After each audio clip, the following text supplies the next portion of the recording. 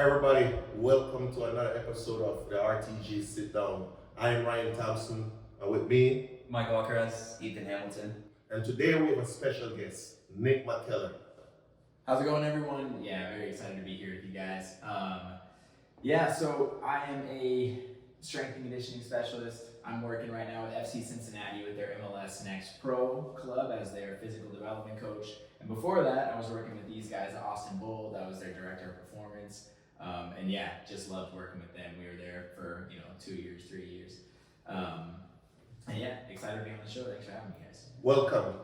So you're welcome. I mean, I guess we can get right into it. I feel like with the summer coming up, right, and we're seeing a lot less soccer, but we're seeing a lot more international soccer.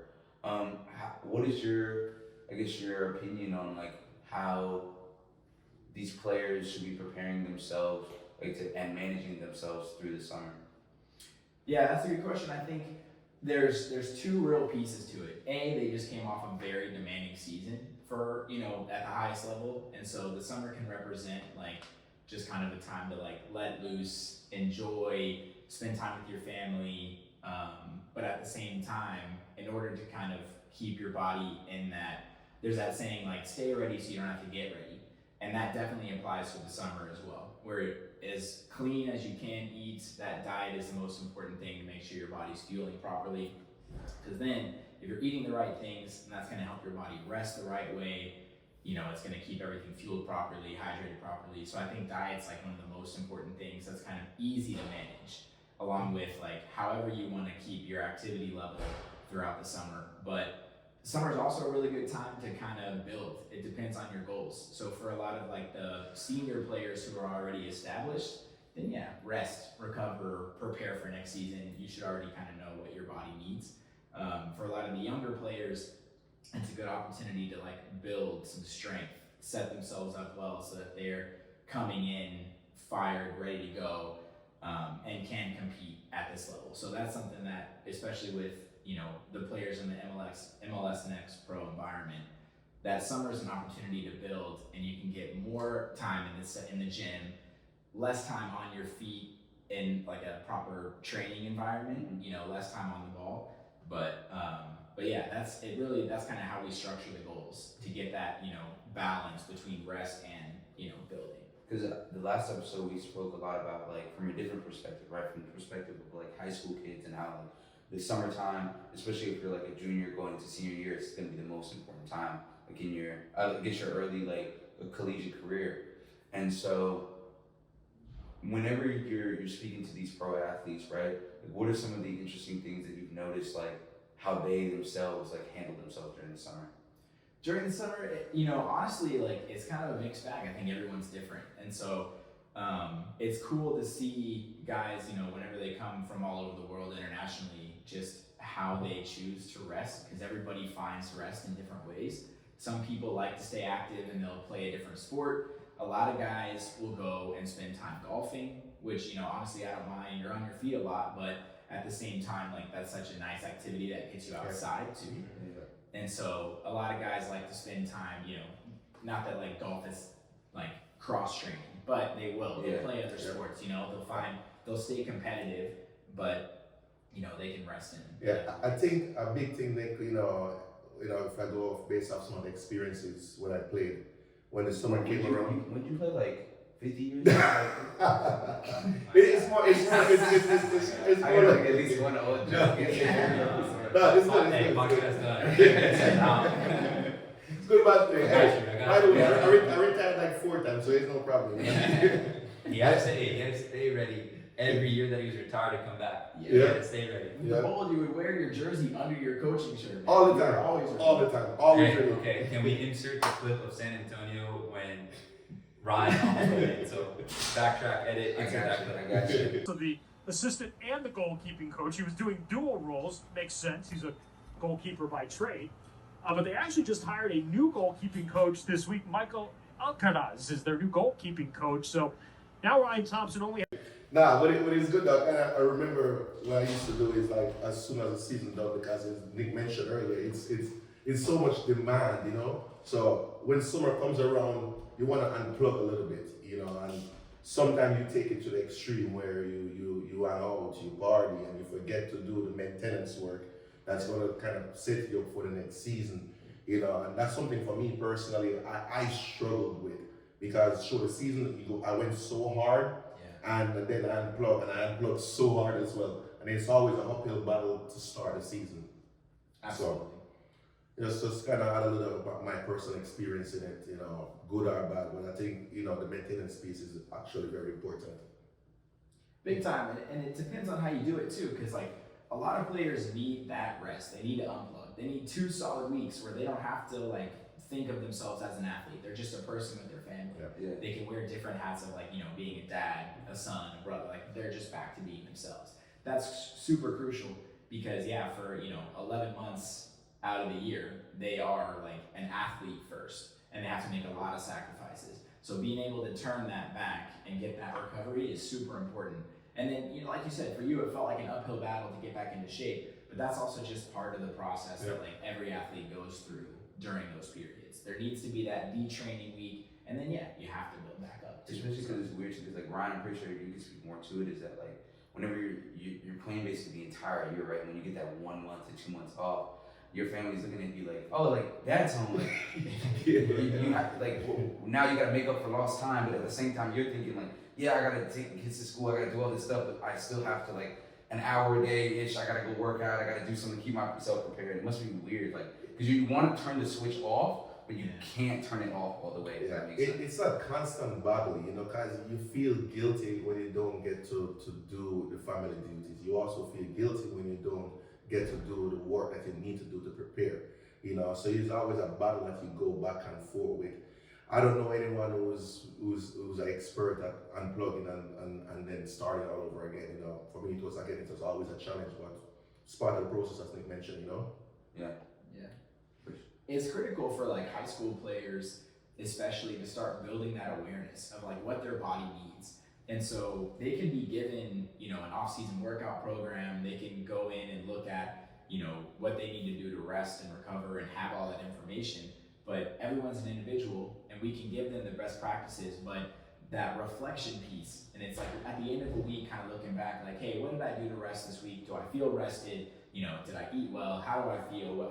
You can kind of do a check-in with yourself, and as intentional as you can be to kind of build that awareness for what you as an individual needs. That's the biggest thing, because I love when players tell me, this is what I do to rest, like this is what I do to get ready, all their little individual rituals that make them tick as an athlete and perform well. I love that. All I want to do is support that, and it makes it way easier to work with individuals than just prescribe something general for the whole team. Yeah, because I bet it's like weird, like, yes, that is your job, like to get everybody ready, but like I bet it helps so much when they're like, hey, like maybe instead of like me eating this, I feel a lot better like if I eat this like before a game. I bet that like helps tremendously. Yeah, totally. And that's something that, we're very fortunate, at the highest levels to be able to tweak and get that specific. So it's like, all right, if Ryan knows that he likes to eat salmon, like, as a pregame meal, we're gonna get him a plate of salmon. Yeah. That's no problem. And for players that can control what they eat on a day-to-day, it's like, all right, so when I was growing up as a player, it was a lot of trial and error for what to eat.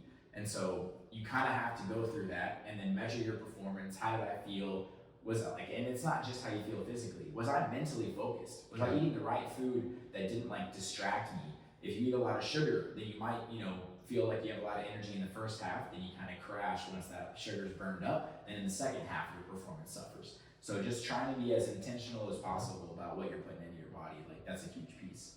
And Mikey, like with the summertime now, like I know you spend a lot of time with these high school kids and these that do like the semester is done for them, right? Right. So whenever you see them, like especially in the summertime, but I'm pretty sure you see them a lot less, right, than you would like during the school year. Yeah, I mean I'm not like required to like really be working with them, but definitely see like the committed kids more often than not. So how do they like when they come up to you, like what is the best advice that you be giving them In terms of preparation? Or? Yeah, in the summertime. I mean, non-structured play, to be honest. Like, especially at that level. Like, what I learned, where I really learned the most was like playing Sunday League with my dad. Like, that's where I learned how to fend for myself. And we always talk about this, like the sport is like you versus, each other against each other. So I'm like playing Sunday League in LA with my dad, and that's where I'm learning at a young age how to take care of my body.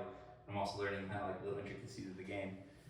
So I was playing. It's structured play, but for me, like it's not. It was unstructured because it's not the club scene, you know. Mhm. And then I would just hit the park with my buddies, and we work on whatever we wanted to that day, and just like no one could tell me, hey, that's wrong or right. I just figured out what worked for me. Yeah. So as much unstructured play as you can get in those off times, which is essentially kind of maintenance work that we've been talking about, and Yeah. like stay prepared. But you're learning about yourself as a player, you're learning about yourself as a person, and you're figuring out what works for you. Because I'll tell you what, the way Ronaldo strikes the ball, ain't no coach teaching you that. Yeah. So no one's teaching you that. This dude somewhere down the line figured it out on his own.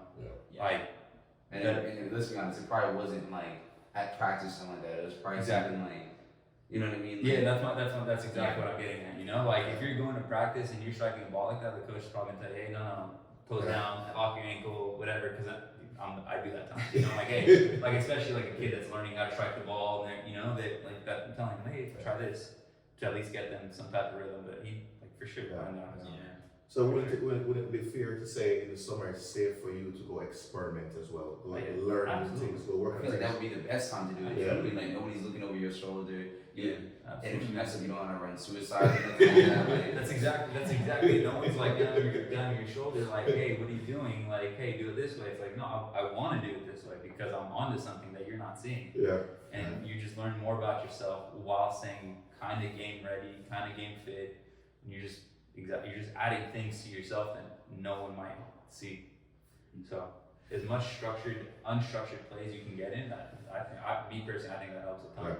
I think it helps a ton. Street ball, like that's little soccer on little stuff like that. on the like in the I grew up in a pretty suburban neighborhood, so I would go out in the front yard and just kick the ball around whenever, you know. So I think Nick, one of the questions to just add a little bit, like, how do you manage that one player, that have a long season, but still want to utilize the summer to do more intense work, and then not really get a chance to rest? So how do you manage that player?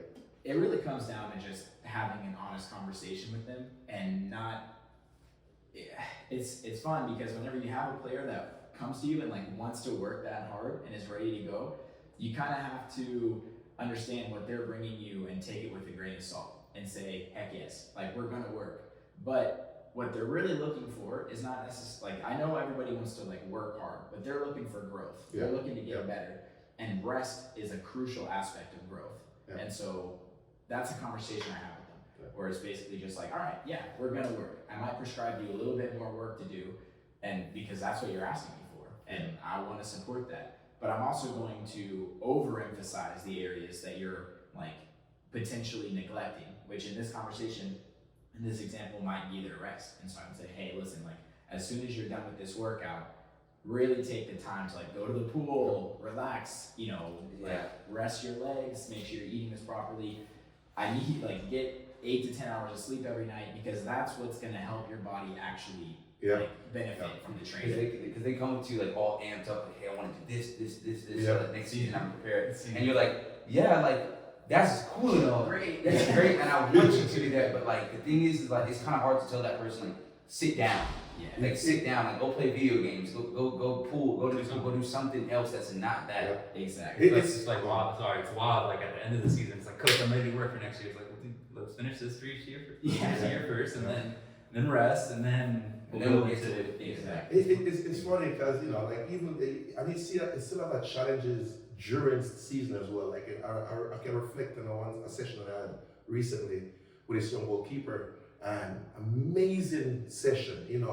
He was flying. He was passing with precise intention, whatever he was doing. Everything was just high quality.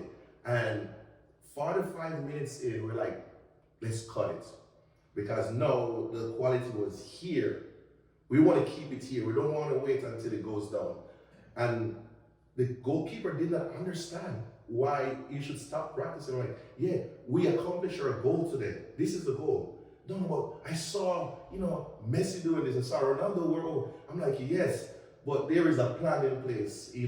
Let's stick to the plan. Let's reflect on what just transpired. Because physically, you know, it will take a toll on you down the road if you continue on this spot, and then tactically it impact you as well. So the way I see you explaining is like catching lightning in a bottle. Like once you get like what you're looking for, okay, we got it. Stop. Like Yes. you got it. Like let's do. Let's not do any unnecessary work when we don't have to. You know what I'm saying? Yeah, put the lid on the bottle for sure. Yeah. Contain that, and it's ready to go for next day. Exactly. So next day, like it doesn't leave like your muscle memory. Like oh, this is exactly how I do it. So you don't have to try to get it back again. You know what I'm saying? And like transitioning that to like goalkeepers, like how do you guys like? Because y'all are with them like all day. How do you guys tell them like, hey, like, because they don't like, because during the games, like you said, Ryan, you tell them all the time, it's the loneliest position. Like you there for like 80 plus minutes, they're not gonna be doing nothing for the most part. They're gonna be sitting back waiting, but they're practicing all day. So how do you like prepare them for that patience? You know what I'm saying? So, it's That's a good question. Sorry, I just wanted to compliment you on that one, but go ahead. no, it is. I'm probably gonna do a little dancing around that question, you know, because more so for a goalkeeper in the game, you're lucky if you get a lot of action, you know. But when you look at the week in terms of preparation, the goalkeeper is training the artist, you know. And let's put things in perspective. You know, you have the first string goalkeeper, you have the second string goalkeeper, you have the third string goalkeeper, right? You have the first string goalkeeper who plays most of the game. Start looking at the second and the third string goalkeeper, and you see how hard they work and having to wait for a opportunity to go express themselves.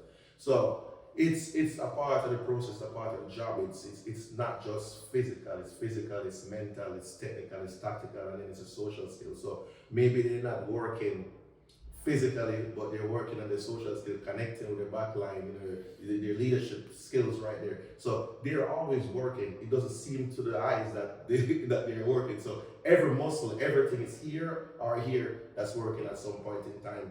And I think Nick could probably talk more on the question in terms of what would you do, you know, how would you structure a week for a goalkeeper, you know, the first goalkeeper, second goalkeeper, and third string goalkeeper. What would that look like for you, you know? Giving them a perfect week, I think, is you know, a pretty difficult objective as well, because you look at the demands of just their position as an athlete and like the movements that they require over the course of a training session. But at a club, like the training session is geared around the outfield players, because those are the guys, and you know, it's like the goalkeepers are kind of put off in their own little grass area with, you know, their own goals, and it's separate until the head coach is ready to call them in. And now the field players are going into a game where the goalkeepers like are involved. And so, you know, it's really tricky to kind of say the perfect week to structure that, just because even position specific training is all under the umbrella of the team's needs. And so it's really hard to manage, because like Ryan said, like goalkeepers are working nonstop, and the heavy days for the players where they're running around and playing a lot are some of the lighter days for the keepers, because there are typically like fewer shots that they have to, you know, combat against. But then the easier days, when players are just doing like short crossing and finishing, gliding goals, the keepers are working their tails off, and they're dying and rotating in and out and all these things. And so it's tricky to find like that perfect balance. And I know a lot of coaches who do that really well. I know, especially working with you guys, got a glimpse at like what works and how do you keep those players like engaged and active and building and developing, but at the same time kind of understand and be happy with their role in a team training. And so you can get a lot of work with, you know, individuals and goalkeepers kind of like around the team training as well. And my strategy with putting them in the gym is just kind of the same as, you know, develop them as players. Obviously you need to like have that strength built in the lower limbs and in the shoulders. You got to be able to stop the ball instead of just, you know, letting your arm break and it goes in. And you have to be crazy explosive, the most reactive position. It's all about like, you know, a 10-yard sprint, make your body big, or you're just diving trying to get to that opposite post. And so being as like spring length as possible is really how we train them. So a lot of plyos to build that, a lot of reaction training, and then the focus in that as well is really difficult.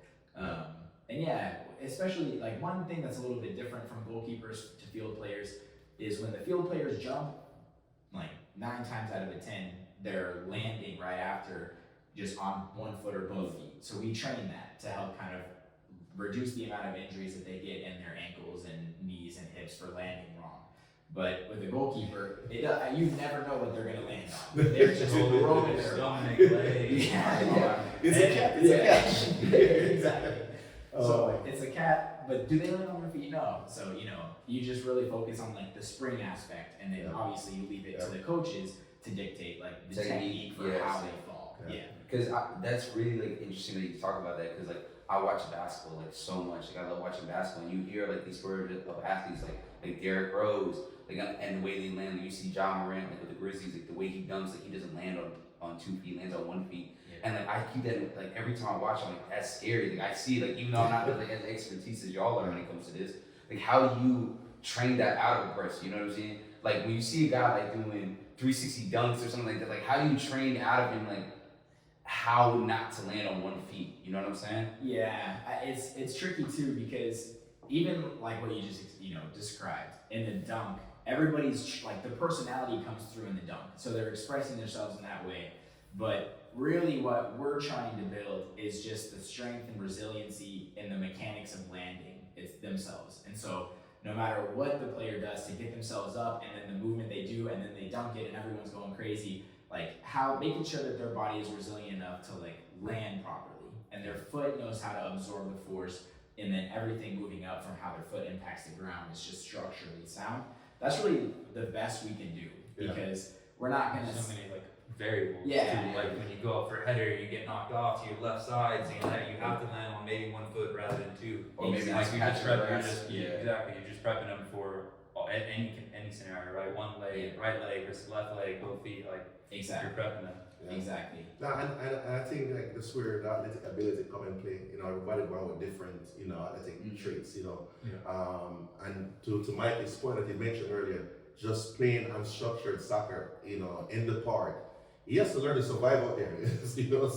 So he has to deal with all of those variables constantly, and that in itself is getting those reps. He's trying to put his 10,000 hours in the summertime to build those things. So when his stuff actually come out in actual game, his body is prepared for it. Because you're right, Nick. You're probably never going to be able to teach that in a structured environment. But in a structured environment, it happens naturally. Yeah. Because like I feel like that's like the way I was speaking about this. It kind of lifts like a weight off of like parents' shoulders. Because I feel like a lot of them are listening right now, and they're thinking like, oh, how do I handle my kid? Like he's got so much energy, and like the season just ended. Like he wants to go out, he wants to go play. Like to hear y'all talk about like, yes, that is okay. Like as long as he gets rest, it's okay to go. Like if you're going to out in the backyard and kicking a ball around by yourself, like you're burning some energy, but it's not like you're going to team training where you're running circles everywhere. Like it's a different type of physical demand. They're being active but not overly worked. So it's that maintenance that kind of Nick talks about. Dude, what would you like a kid that doesn't have access to like a strength coach like yourself? Like what's kind of some general, I guess, topics that you would hit for them to cover, like a goalkeeper, for instance? Like you're at home during the summer, right? Exactly. Like what are some general things that you would kind of to prepare for the summer, or stay prepared? What are some things that you would give some of these kids?